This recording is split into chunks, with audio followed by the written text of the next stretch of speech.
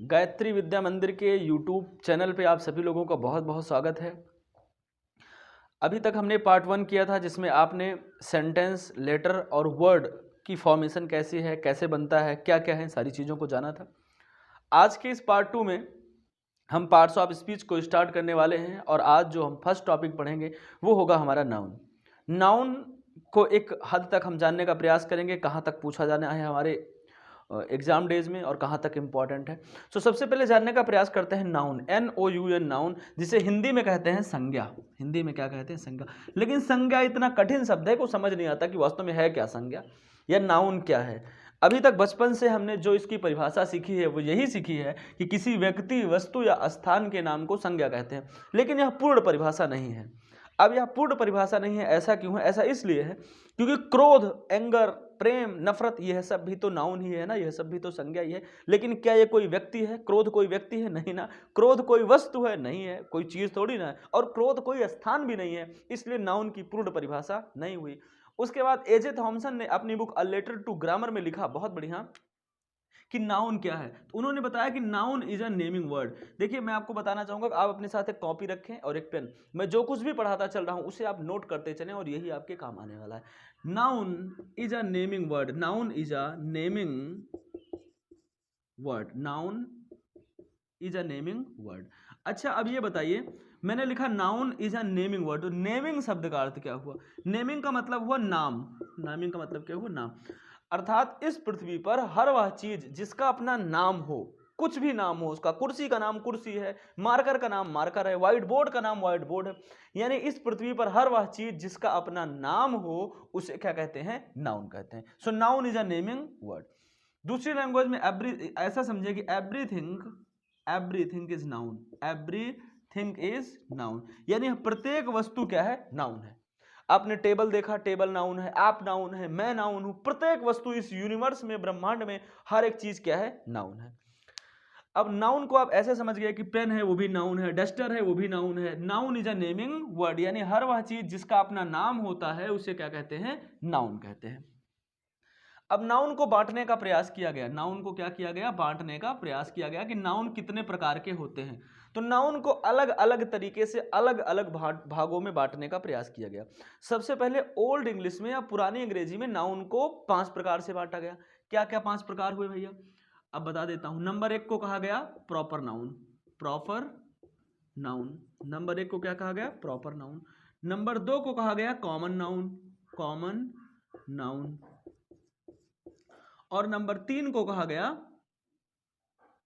Collective noun. Collective noun. Proper noun, common noun, collective noun. क्या है proper noun? आ रहा है ठीक से। क्या है कॉमन नाउन और क्या है कलेक्टिव नाउन? प्रॉपर नाउन क्या है, कॉमन नाउन क्या है? एक एक शब्द को एक एक अच्छे से। प्रॉपर मतलब प्रॉपर चीजें, बेसिकली नाम। किसी व्यक्ति का, किसी वस्तु का, किसी स्थान का जो नाम होता है वो सदैव कौन सा नाउन कहलाता है? प्रॉपर। किसी व्यक्ति का नाम राम, मोहन, सोहन। किसी वस्तु का नाम डस्टर, चौक, पेन, है ना। और किसी स्थान का नाम फैजाबाद। स्थान का नाम क्या हो गया? फैजाबाद। किसी व्यक्ति, वस्तु, स्थान, ये सारी चीजें क्या हो गई? प्रॉपर नाउन हो गई। कॉमन नाउन, कॉमन चीजें। शहर, गांव। किस जगह पे रहते हो? शहर में रहते हैं। भैया किस शहर में रहते हो? पता चला नहीं ना। आपने कह दिया शहर में है। कहां हो? नदी में नहा रहे। किस नदी में नहा रहे? पता नहीं चल रहा है ना, तो कंफर्म नहीं हो, उसको क्या कहते हैं? Common noun. रिवर हो गया, और क्या हो गया? कंट्री हो गया। कहां है? कंट्री में है। गांव में है, किस गांव में? पता नहीं चल रहा है ना, तो ये क्या हो गया? आपका कॉमन नाउन हो गया। लास्ट में होता है कलेक्टिव नाउन। कलेक्टिव नाउन क्या होता है? कलेक्टिव नाउन समूहवाचक संज्ञा, जो समूह की बात करे। कैसे? अ class of student. A class of students. A bunch of keys. A bunch of keys, है ना। ये सारी चीजें क्या हो गई? कलेक्टिव नाउन हो गई। तो नाउन को पहले 3 प्रकार से बांटा गया। ये तीनों प्रकार जोड़े जा सकते थे, इसलिए इनको काउंटेबल की श्रेणी में रखा गया। इनको किसकी श्रेणी में रखा गया? काउंटेबल नाउन को। कहा गया कि ये तीनों नाउन काउंटेबल नाउन है। काउंटेबल नाउन है। अब ये काउंटेबल का मतलब क्या हो गया? काउंटेबल का मतलब हुआ ऐसी चीज जिसे गिनी जा सके। तो क्या पूरा पूरा गिना जा सके? नहीं, सिर्फ उसको गिना जा सके इसलिए वह पर्याप्त है कि वह काउंटेबल नाउन है। तो अब आप एक काम करिए, इन तीनों को पहले लिखिए, फिर मैं इनका ग्राफ बना लेता हूं। आप चाहें तो 1 सेकंड में अपने वीडियो को रोक के इसका स्क्रीनशॉट ले सकते हैं तथा अपना नोट कर सकते हैं। अब मैं आगे की बात बताता हूं। देखिए, नाउन को समझने के लिए 2 बातों का समझना अति आवश्यक है। कौन कौन सी 2 बातें? पहली बात यह कि कौन सी ऐसी चीज है जिसे हम गिन सकते हैं, तथा दूसरी वह कौन सी चीज है जिसे नहीं गिन सकते हैं। तो यदि नाउन को 2 भागों में बांटें, पहले को क्या लिखें? काउंटेबल, और दूसरी को क्या लिखें? अनकाउंटेबल। क्या फर्क पड़ता है काउंटेबल नाउन में और अनकाउंटेबल नाउन में? काउंटेबल मतलब होता है गणनीय। अच्छा, तुमने सुना होगा कई लोगों को कहते हुए कि सर काउंट कर लीजिए, आपने सुना होगा कि काउंट कर लीजिए, ये काउंट कर लीजिए, वो काउंट मतलब जोड़ लीजिए। तो काउंटेबल मतलब जिसे जोड़ सकें, अनकाउंटेबल जिसे जोड़ा ना, इसे अगणनीय कहेंगे, अगणनीय। अब मुझे बताइए क्या क्या चीजें आप जोड़ सकते हैं और क्या क्या चीजें आप नहीं जोड़ सकते हैं। अब जैसे आपसे कहा जाए कि पेन ले आओ, तो आप 2 पेन 3 पेन लेके आ जाएंगे, है ना। आपसे कहा जाए मैंगो रखे हैं, मैंगो ले आओ 3 मैंगो, तो 3 मैंगो ले आएंगे। लेकिन आपसे कहा जाए पानी ले आओ 5-6 पानी, तो क्या आप 5-6 पानी ला सकते हैं? नहीं ना, उसके लिए आपको गिलास की जरूरत पड़ेगी, 5 गिलास पानी। आपसे कहा जाए कि आप चले जाइए मार्केट, वहां से चीनी ले आइए 6 चीनी, 5 चीनी, नहीं ला सकते ना, तो नहीं ला सकते। आप कहेंगे मैं बहुत गुस्सा हूं, कितना गुस्सा हो? 2 कुंटल, नहीं जोड़ सकते ना, क्रोध जोड़ नहीं सकते ना। तो जिन चीजों को नहीं जोड़ सकते हैं वो क्या है? अनकाउंटेबल नाउन है, और जिन चीजों को जोड़ सकते हैं वो क्या है? काउंटेबल नाउन है। नीचे देखिए दिख रहा है सर यहां तक। अब काउंटेबल नाउन में 3 नाउन आ रहा है। पहले को मैंने अभी भी बताया प्रॉपर नाउन, दूसरे को मैंने बताया कॉमन, और तीसरे को मैंने बताया कलेक्टिव, है ना। प्रॉपर नाउन, कॉमन और कलेक्टिव अभी भी मैंने बताया आपको, ये तीनों नाउन काउंटेबल हैं। और जो 2 नाउन बच जाती हैं वो क्या है? अनकाउंटेबल। कौन कौन सी बचती हैं? मटीरियल नाउन, कई लोग इसको मटेरियल नाउन पढ़ते हैं, मैं आपको बता दूं इसको मटेरियल नहीं, इसको मटीरियल पढ़ा जाता है। और यह है अब्स्ट्रैक्ट नाउन, अब्स्ट्रैक्ट नाउन। अब चलिए इसको थोड़ा थोड़ा ब्रीफ करके थोड़ा थोड़ा समझा देता हूं आपको कैसे कैसे ये नाउन है। देखिए, प्रॉपर नाउन है, कोई प्रॉपर व्यक्ति का नाम है, राम मोहन, जोड़ सकते हो, कितने मोहन है? 2 मोहन, जोड़ सकते हो ना। कितने जिले हैं? जोड़ सकते हो। कॉमन नाउन, कितने शहर हैं, कितनी नदियां हैं, कितने जिले हैं, सब जोड़ सकते हैं। कलेक्टिव नाउन, 1 गुच्छा, 2 गुच्छा, 3 गुच्छा, कितने भी गुच्छे हो जोड़ लोगे। 1 क्लास है, 2 क्लास है, कितनी भी क्लासेस है जोड़ लोगे। तो ये क्या हो गया? काउंटेबल नाउन हो गया, ठीक है ना। और अनकाउंटेबल नाउन क्या है? जिसे तुम नहीं जोड़ सकते हो। किसे किसे नहीं जोड़ सकते हो? मटीरियल नहीं जोड़ सकते हो। अब आप चाय नहीं जोड़ सकते हो, 3 चाय, 4 चाय, आप हमेशा चाय के लिए गिलास का इस्तेमाल करते हो। आप दूध नहीं जोड़ सकते हो, कितना दूध है। सोना चांदी नहीं जोड़ सकते हो, सोनार के यहाँ जाके आप कहें हमको 3-4 सोना दे दो, दे सकता है क्या? तौल के देता है। इन सारी चीजों को आप जोड़ नहीं सकते हैं। अब्स्ट्रैक्ट नाउन, भावना, भावना भी कभी नहीं जोड़ी जा सकती। भाववाचक संज्ञा, भाववाचक संज्ञा क्या है? क्रोध, खुशी, हैप्पीनेस, आइडियोलॉजी, विचारधारा। अब मेरी विचारधारा 2 कुंटल की है, नहीं कह सकते आप ना। तो ये सारी चीजें जोड़ी नहीं जा सकती। नाउन 2 प्रकार से आपने विभाजित किया, एक को गणनीय काउंटेबल तथा दूसरे को अनकाउंटेबल अनगणनीय, ठीक है ना। अब नाउन को हम दूसरे प्रकार से जानने का प्रयास करेंगे। एक बार आपने 5 प्रकार से नाउन को बांटा जनरल इंग्लिश में, फिर आपने 2 प्रकार से बांटा नाउन को, उसके बाद अब हम इसे अलग प्रकार से समझने का प्रयास करेंगे। देखिए अब कैसे समझते हैं, यहां बहुत इंपॉर्टेंट है समझना। इसको दूसरी स्थिति में समझते हैं noun and number, noun and number. इसे नाउन एंड नंबर कैसे समझते हैं? इसे ऐसे नाउन एंड नंबर समझते हैं कि अगर कोई नाउन जो काउंटेबल हो और अगर वो अकेला हो, सिंगल हो, कैसा हो? अकेला हो या सिंगल हो, तो उसे क्या कहते हैं? सिंगुलर कहते हैं। क्या कहते हैं? सिंगुलर। सिंगुलर को कहा जाता है एक वचन। अच्छा, इसे एक वचन क्यों कहा जाता है? क्योंकि कोई भी अकेली या इकलौती चीज हमेशा क्या होती है? सिंगुलर या एक वचन। एक मार्कर से मैं लिख रहा हूं तो यह क्या है? एक वचन है। लेकिन अभी यही 2 मार्कर हो जाए या 2 से 3 मार्कर हो जाए तो इसे क्या कहेंगे? इसे कहेंगे प्लूरल। क्या कहेंगे? प्लूरल या बहुवचन।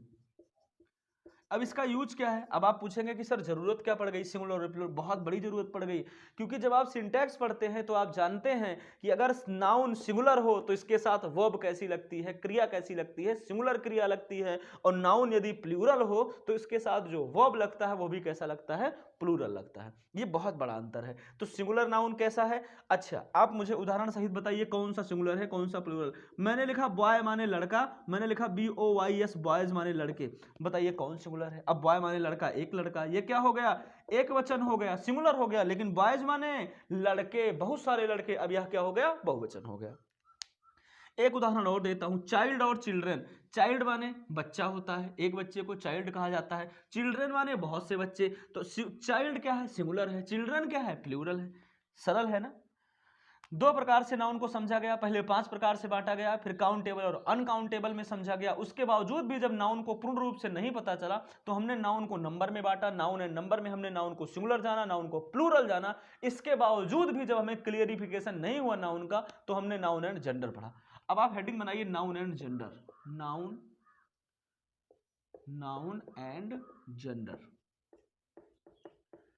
यानी कि जेंडर के आधार पर नाउन को बांटने का प्रयास किया गया।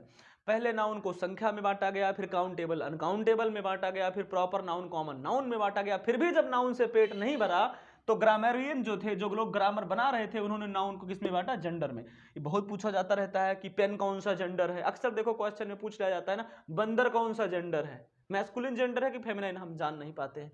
तो जेंडर को मूल रूप से 4 भागों में बांटा गया, 1 2 3 और 4। आप अपनी कॉपी से यहां आ रहा है सर, आप अपनी कॉपी में लिख लें 1 2 3 और 4। पहले को कहते हैं मैस्कुलिन जेंडर, मैस्कुलिन जेंडर। दूसरे को कहते हैं फेमिनाइन जेंडर, फेमिनाइन जेंडर। तीसरे को कहते हैं कॉमन जेंडर, और चौथे को कहते हैं न्यूटर जेंडर, न्यूटर जेंडर। 4 प्रकार के जेंडर। अच्छा, क्या अंतर है?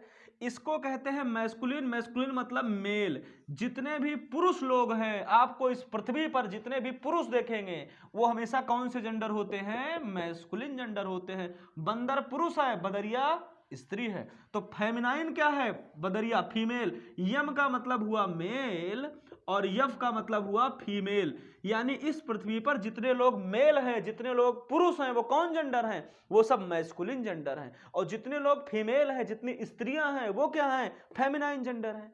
शेर क्या हुआ, मैस्कुलिन जेंडर। शेरनी क्या हुई, फेमिनाइन जेंडर। एकदम सरल सी बात है ना।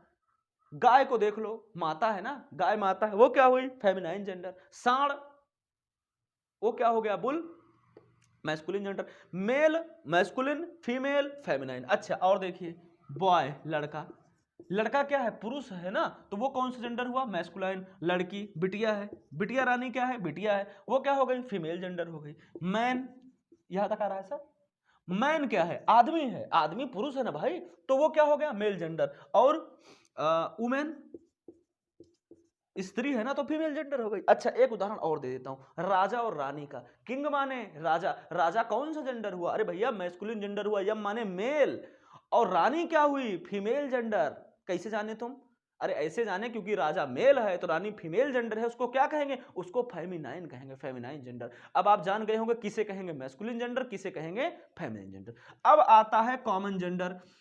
आप गए डॉक्टर के यहाँ दवा लेने, मैंने कहा कि डॉक्टर को दिखाए, आपने कहा जी सर दिखाया मैंने पूछा अच्छा आप चले आए। अब बताओ, आपको पता चला डॉक्टर पुरुष थे कि लड़की थे, पता नहीं, डॉक्टर महिला भी हो सकती है, डॉक्टर पुरुष भी हो सकते हैं।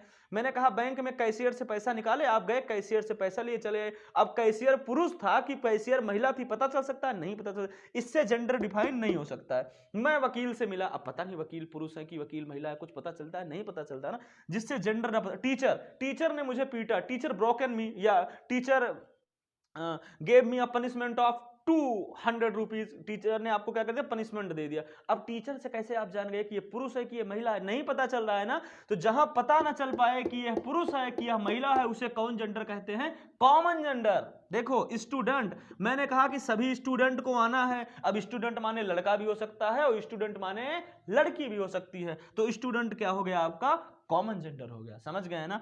लायर, LAWY, लायर माने वकील, वकील पुरुष भी हो सकता है, वकील महिला भी हो सकती है। डॉक्टर, पायलट, ड्राइवर, कुछ भी हो सकता है ना भैया, कुछ भी हो सकता है। ऑफिसर, ऑफिसर लड़का भी हो सकता है और ऑफिसर लड़की भी। ये आपका क्या जेंडर हो गया, कॉमन। लास्ट में आता है न्यूटर जेंडर, ऐसी चीजें जिनका जेंडर नहीं होता। अब मैं टेबल को क्या बताऊं कि ये मेल है कि फीमेल है, निर्जीव है ना, इनका कोई जेंडर नहीं होता, इसे क्या कहते हैं, न्यूटर जेंडर। मैंने पेन ले लिया, अब पेन को मैं क्या कह दूं, पुरुष है कि महिला है, नहीं कह सकता कुछ भी ना, तो पेन क्या हो गया, न्यूटर जेंडर हो गया। यहां से नाउन एंड जेंडर को पढ़ने का प्रयास किया गया। आप इनको बहुत अच्छे से नोट करें और इनका एक स्क्रीनशॉट भी ले सकते हैं वीडियो को रोक करके, इसे बहुत अच्छे से आप तैयार करें। अब नाउन को जानने का जो सबसे आखिरी तरीका है वो है नाउन एंड केस। तो देखिए अभी तक हमने नाउन को पहले जाना कि नाउन कौन कितने प्रकार के हो सकते हैं, फिर हमने जानने की कोशिश की कि यही नाउन मेल जेंडर हो सकता है, फीमेल हो सकता है, फिर यही मैंने देखा कि एक हो सकता है या एक से ज्यादा हो सकता है। तो नाउन को हमने 4-5 प्रकार से पढ़ने का प्रयास किया। आखिरी प्रकार में हम पढ़ते हैं noun and case. Noun and case. अब नाउन के साथ क्या लगता है, अब बता दें कि जितने भी सजीव चीजें हैं, जैसे किसी का नाम है मोहन और उनकी पेन है, तो आप उनके साथ अपोस्ट्रोफी एस लगा सकते हैं, मोहन्स पेन। इस अपोस्ट्रोफी एस का मतलब होता है का अथवा की।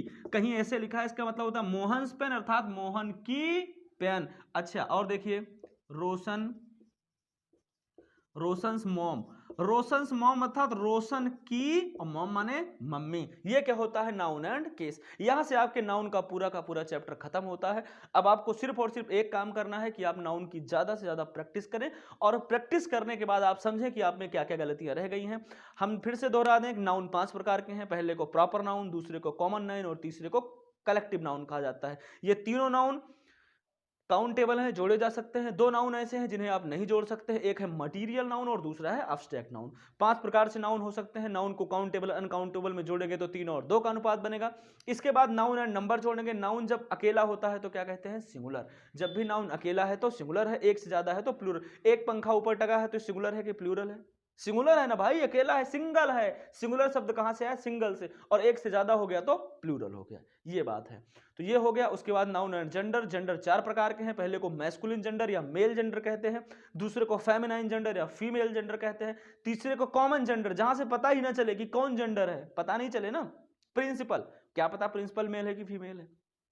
चौथा है न्यूट्रल जेंडर, निर्जीव चीजें जिनका जेंडर नहीं होता है, ठीक है ना, इससे खत्म हो गया। और लास्ट में आता है नाउन एंड केस। अपस्ट्रॉफी जब भी किसी के साथ लगती है तो काक या की लगती है, यह हमेशा सजीव वस्तुओं के साथ लगती है। निर्जीव चीजों के साथ कभी भी अपस्ट्रॉफी और यस का प्रयोग नहीं किया जाता है। पार्ट 3 में हम प्रोनाउन को जानने का प्रयास करेंगे। पार्ट 2 को यहीं पर समाप्त करते हैं। आप इसको अधिक से अधिक शेयर करेंगे, चैनल को सब्सक्राइब भी करेंगे, और वीडियो के कमेंट सेक्शन में जाके कमेंट सेक्शन में बताएंगे कि आपको क्या बात समझ नहीं आई और वीडियो में क्या क्या चीजें बननी चाहिए थी। आपकी ऑनलाइन क्लासेस लगातार चल रही हैं, आप इनका लाभ उठाएं। बहुत बहुत धन्यवाद।